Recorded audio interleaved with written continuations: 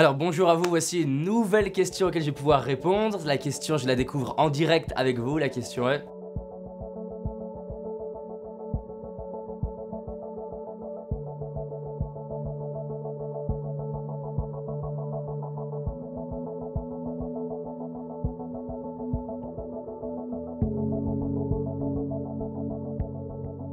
C'est une super question, j'imagine que vous vous êtes déjà posé la question de...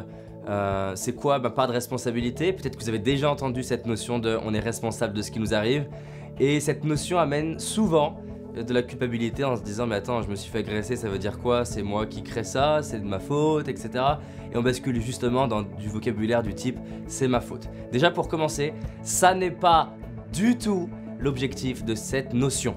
La notion qui est importante de comprendre au travers de la responsabilité, c'est que j'ai un pouvoir dans ce qui m'arrive et surtout dans ce que je vais en faire. Alors, ce qui est intéressant de comprendre, c'est que quand quelqu'un arrive et qui se sent impuissant dans sa vie, c'est que justement, il a souvent tendance à focaliser sur les endroits, enfin c'est pas souvent, en fait, il est en train de focaliser sur les endroits où il n'a aucun pouvoir dans sa vie. C'est-à-dire qu'à chaque fois que je suis face à une situation et que je me sens impuissant, c'est pas que je le suis réellement, c'est que je regarde les endroits où je suis impuissant dans ma vie. Et donc, ce qui est intéressant dans cette notion de responsabilité, c'est qu'elle a pour objectif non pas de culpabiliser, mais de donner du pouvoir. Et le pouvoir permet d'avoir de l'énergie et d'avoir les ressources de changer la situation. Donc, il y a plusieurs sous-niveaux à cette notion de responsabilité. Le premier, et c'est au moins celui-là que je vous invite à accepter, à intégrer et utiliser dans votre vie. Le premier, c'est que si je suis peut-être pas responsable de ce qui m'arrive, je suis au moins responsable de comment je me sens. Et quand les gens me disent « Ouais, non, mais attends, je sais pas, on m'a insulté et je suis obligé de me sentir mal », j'adore poser la question qui souvent énerve les personnes, c'est « Ok, pourquoi tu te sens mal ?» Et la personne me dit « Bah, je me suis fait insulter ».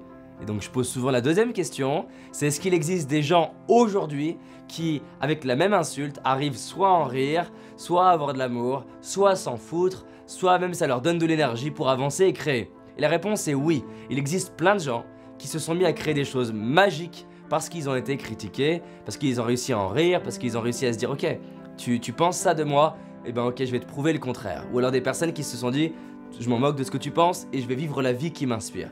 Donc je suis peut-être pas responsable de ce qui m'arrive, mais je suis au moins responsable de comment je me sens.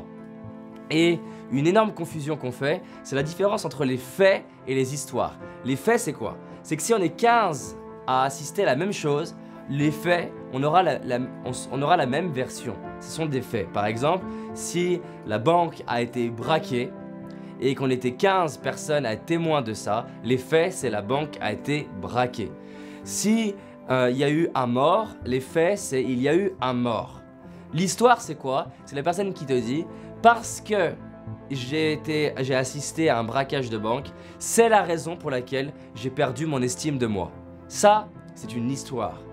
Il n'y a aucun argument factuel. L'argument factuel c'est il y a eu un braquage. Mais ça se trouve dans les 15 personnes ou les 14 autres, il y en a une qui a souffert de ça, qui a mal vécu ça et qui, ça lui a donné l'énergie d'aller créer des choses qu'elle n'aurait pas créées sans ce braquage.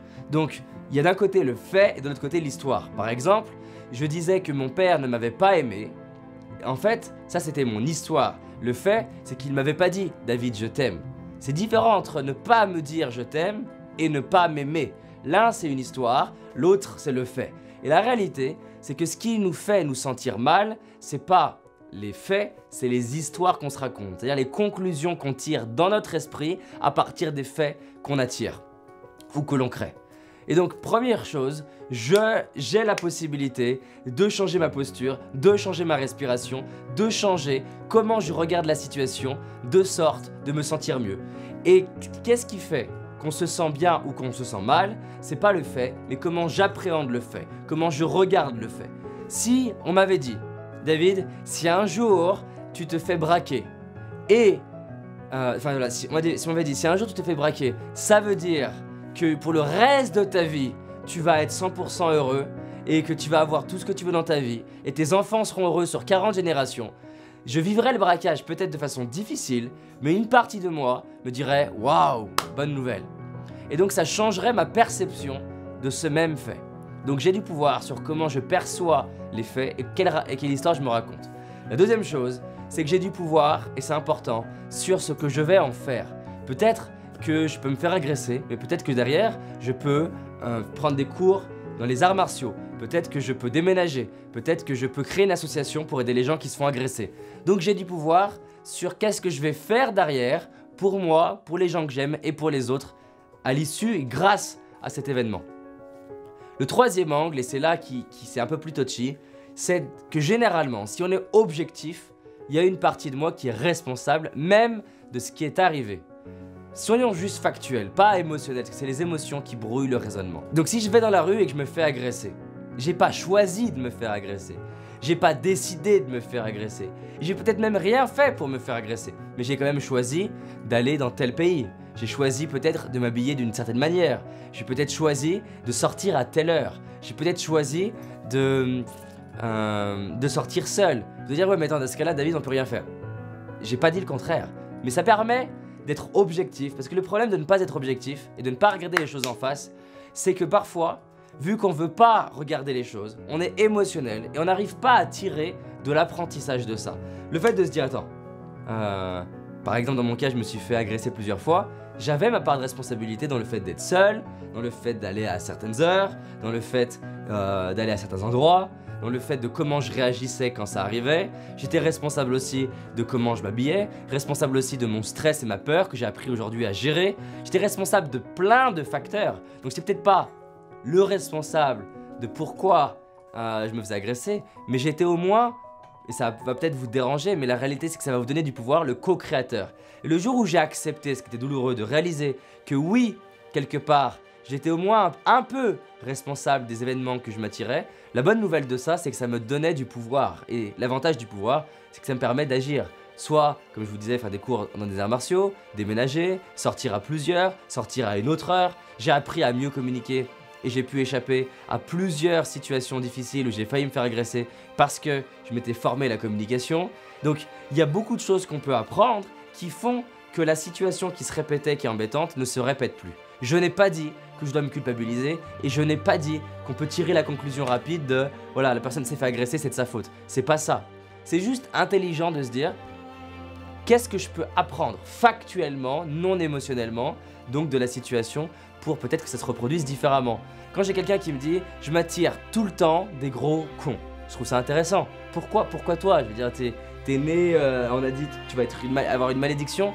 Non, mon métier c'est de comprendre l'être humain, c'est la psychologie. Quand je regarde, quand quelqu'un s'attire quelque chose à répétition, c'est rarement un hasard. Ça veut pas dire qu'elle le mérite, ça veut pas dire qu'elle doit s'en vouloir, ça veut dire que la bonne nouvelle, c'est qu'on peut changer des paramètres pour que ça n'arrive plus. Et pour ouvrir un terrain qui est peut-être un peu sensible, j'ai accompagné des personnes qui s'attiraient régulièrement des maris violents et agressifs. Et en changeant quelques paramètres, plus de maris violents. J'ai accompagné des personnes qui avaient tendance en entreprise à s'attirer des pervers narcissiques. Et en changeant quelques petits paramètres, plus de pervers narcissiques.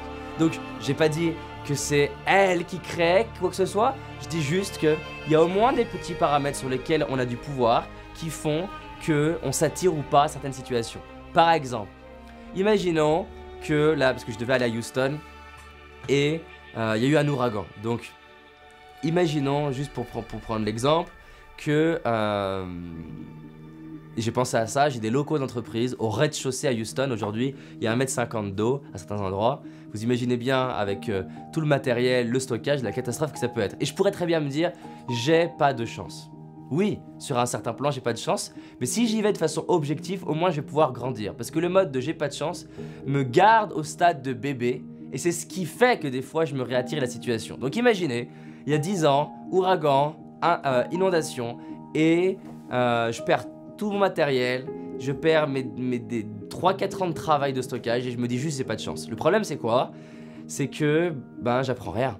Et donc il va y avoir plein de gens qui vont me dire ah t'as pas eu de chance, c'est dur, ce qui est vrai.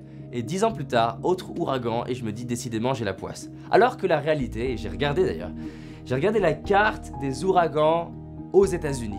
Et tu te rends compte que Houston c'est pas l'endroit où il y a le pic, mais ça fait partie des zones dangereuses à ouragan. Donc quelque part, décider de vivre à Houston, c'est déjà accepter une partie du potentiel de s'attirer un ouragan. Être à Houston en rez-de-chaussée, pareil. Être à Houston en rez-de-chaussée sans faire de sauvegarde, pareil.